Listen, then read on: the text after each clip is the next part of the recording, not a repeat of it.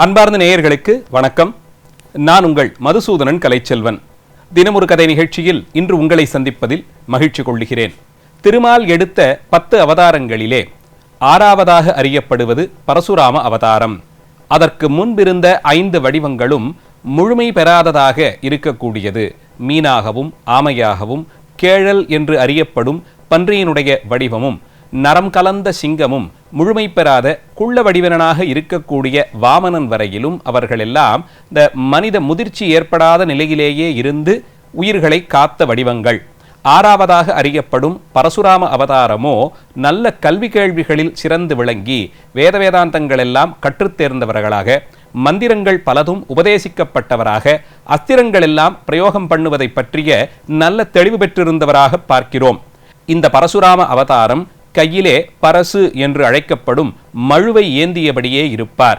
சென்ற இடங்களிலெல்லாம் கோபாவேசப்படுவது இவருடைய குணமாக அறியப்பட்டிருந்தது.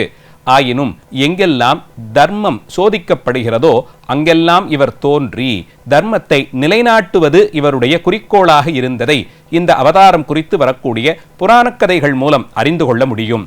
இந்த பரசுராமருடைய குணங்களை பற்றி விவரித்து பேசும்போதெல்லாம் அதிலே தலைமை பெற்று விளங்கும் பண்பாக எல்லோராலும் கொண்டாடப்படுவது தந்தை சொல்மிக்க மந்திரம் இல்லை என்ற அந்த முதுமொழியின் வழியிலே இவர் நின்றதுதான்.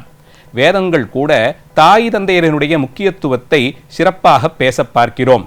எல்லா மொழிகளிலும் உள்ள சாத்திர நூல்கள் எல்லாம் தாயும் தந்தையுமே நமக்கு குருவையும் தெய்வத்தையும் காண்பித்து கொடுத்தவர்களாக அறியப்படுவதால் அவர்களிடத்தே அன்பு செய்வதும் அவர்களுக்கான மரியாதையிலே எந்த குறையும் வராமல் பார்த்து கொள்ளுவதும் அவர்கள் சொல்படி கேட்பதும் தலையாய கடமை என்று அறிவித்திருப்பதை பார்க்கிறோம். அந்தபடிக்கு பரசுராமரும் தாயினிடத்தே மிகுந்த அன்போடவும் தந்தை சொல்லும் சொல்லிலே எந்தவிதமான மாற்றமும் இல்லாமல் அதை அப்படியே ஏற்றுக்கொள்ளுவதும் உயர்ந்த பண்புகளாக கைவரப்பெற்றிருந்தார். அவருடைய தாயார் ரேணுகாதேவியார், தந்தை ஜமதகினி முனிவர். இந்த ஜமதகினி முனிவர் நல்ல தவப்பலன் உடையவர். பல நாட்கள் பல்வேறு யாகங்கள் எல்லாம் செய்து பல கடினமான தவங்களில் ஈடுபட்டு முதிர்ச்சி பெற்றிருந்தார். தன்னுடைய மனைவியான ரேணுகாதேவியாரோடு கூடி ஆசிரமம் அமைத்து கொண்டு வனப்பகுதிகளிலே அங்கிருந்தபடி உலக நன்மைக்காக வேண்டி மந்திர ஜபங்கள், தவம் செய்வது, யாக காரியங்களில் ஈடுபடுவதெல்லாம் இவர் மேற்கொண்டிருந்த செயல்கள். அப்படி இவர் செய்யக்கூடிய யாக காரியங்களிலும் மற்றைய தர்ம காரியங்களிலும் இவருக்கு உதவி செய்து துணையாக நிற்பது ரேணுகாதேவியாரினுடைய பணி. இவர்களினுடைய நல்லறத்தின் விளைவாக பரசுராமர் அவதாரம் செய்திருந்தார் என்று பார்க்கிறோம். திருமாலினுடைய வடிவமாக விளங்கிய பரசுராமர் தன் தந்தையிடமே எல்லா வித்தைகளையும் கற்றுத் தேர்ந்திருந்தார்.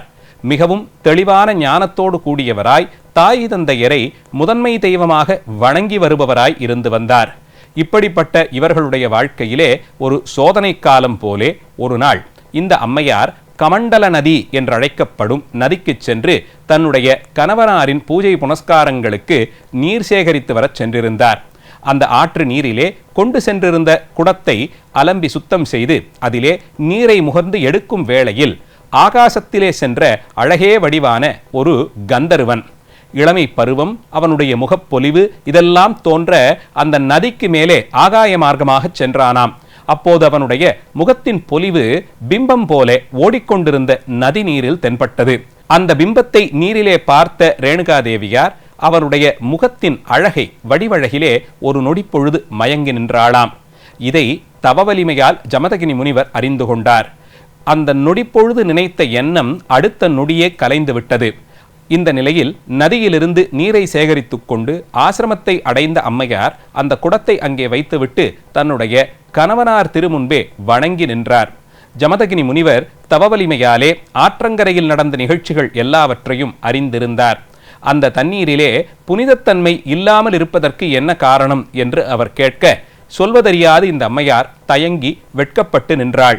ஒரு நொடிப்பொழுது உன்னுடைய பதிவிரதை தன்மையை அழித்து கொள்ளும்படியாக வேறொரு ஆடவனுடைய முக அழகை கண்டு மகிழ்ந்திருக்கிறாயே, அதை நீ ரசித்திருக்கிறாயே, அந்த குற்றம் இந்த நீரிலே பிரதிபலிக்க பார்க்கிறேன்.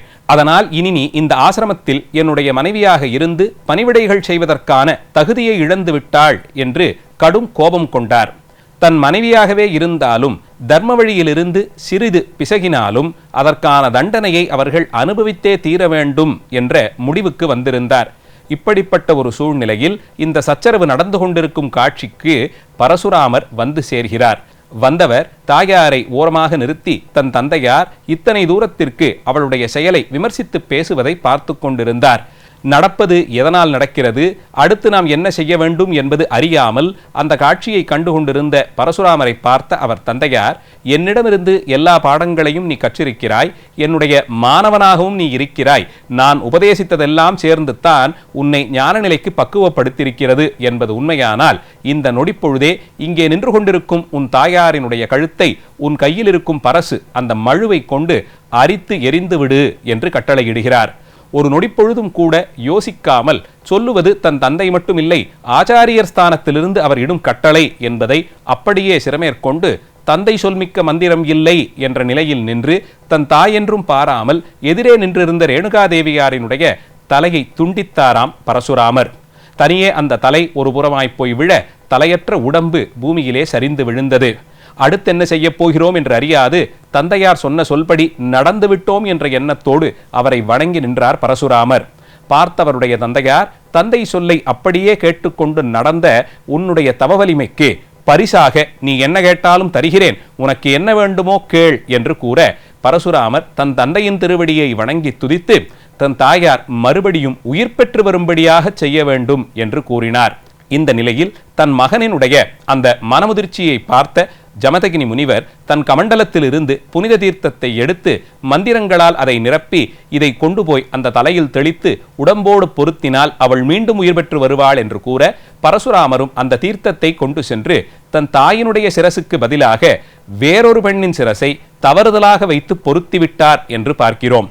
ஆயினும் அந்த பெண்ணினுடைய பதிவிரதை தன்மையினாலே அந்த தலை மட்டும் தனியே எழுந்தமர்ந்து கொண்டதென்றும் அந்த நிலையில் அங்கு தோன்றிய சிவபெருமான் நடந்தவற்றையெல்லாம் லீலையாக கருத வேண்டும் என்றும் அந்த பெண்ணினுடைய பதிவிரதை தன்மையை கருத்தில் கொண்டு அவளுடைய சிரசு மட்டும் வழிபடும் நிலைக்கு உயர்ந்து விட்டது என்றும் கூறி ஜமதகினி முனிவரையும் அந்த நிலையில் தலையற்ற உடம்பை மட்டும் எடுத்துக்கொண்டு ஸ்வர்க்கத்திற்கு போகும்படியாக செய்கிறார்.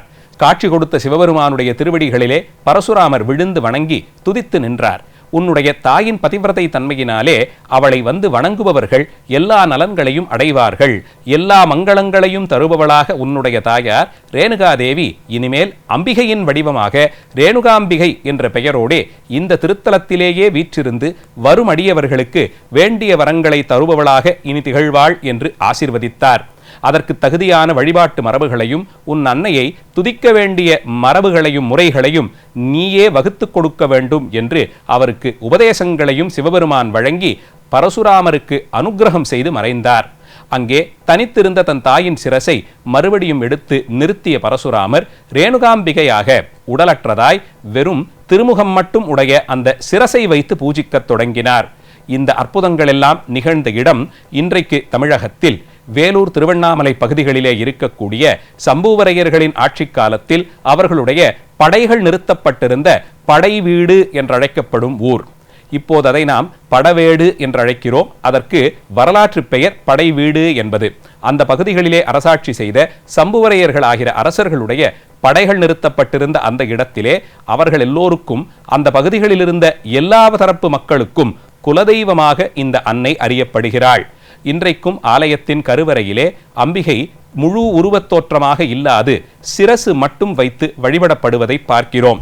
அன்று பரசுராமர் வேகமாக தன் தாயின் தலையை பொருத்த வேண்டும் என்று பார்த்தபோது தவறுதலாக விடுபட்டு போன அந்த சிரசுதான் இன்றைக்கும் அந்த ஆலயத்தின் கருவறையில் இருந்து கொண்டு வணங்கி வரும் அடியவர்களுக்கு அவர்கள் வேண்டும் வரங்கள் எல்லாவற்றையும் வாரி வழங்குபவளாக காட்சி தருகிறார்.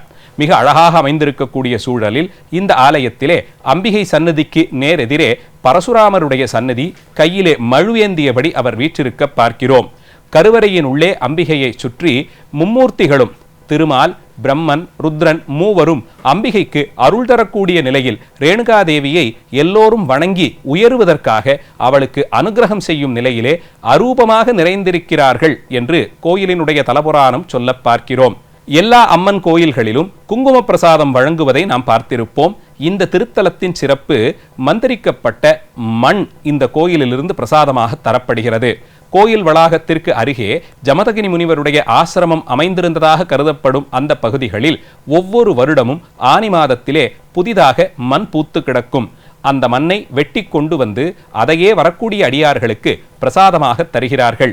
இந்த ஜமதகினி முனிவரின் ஆசிரமத்திலே காமதேனுவை அவர் தன்னுடைய பூஜைக்கான பால் பெறுவதற்காக வளர்த்து வந்தார்.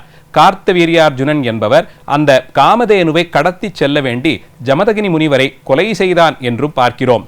இந்த நிலையில் சிவபெருமானிடம் ரேணுகாதேவியார் வேண்டி தன்னுடைய உடம்பு இந்த நிலைக்கு ஆகிவிட்டாலும் தன் கணவர் கொலையுண்ட செய்தியை கேட்டு பதறியவள் அவருடைய செயல்களுக்கு அவரை கொண்டாடி அவருக்கு சிவலோக பதவி தர வேண்டும் என்று வேண்டி கேட்டுக்கொண்டாள். அந்த கார்த்தியவீரியார்ஜுனன் காமதேனுவை களவாடி சென்றதாக அறியப்படும் இடத்திலே அங்கே பூக்கக்கூடிய மண் பெரிய மருத்துவ குணங்கள் நிறைந்ததாக கூறப்படுகிறது. இன்றைக்கும் வெப்பத்தினால் ஏற்படக்கூடிய நோய்களில் பீடிக்கப்பட்ட மக்கள் இந்த தலத்திற்கு வந்து தங்கி இந்த மண் பிரசாதத்தை பெற்று அதை தண்ணீரிலே குழைத்து பருகி வர 3 to 5 நாட்களுக்குள் அந்த நோய் முழுவதுமாக பரிபூரணமாக தீர்ந்து குணமடைந்து செல்வதை அற்புதமாக நிகழப் பார்க்கிறோம்.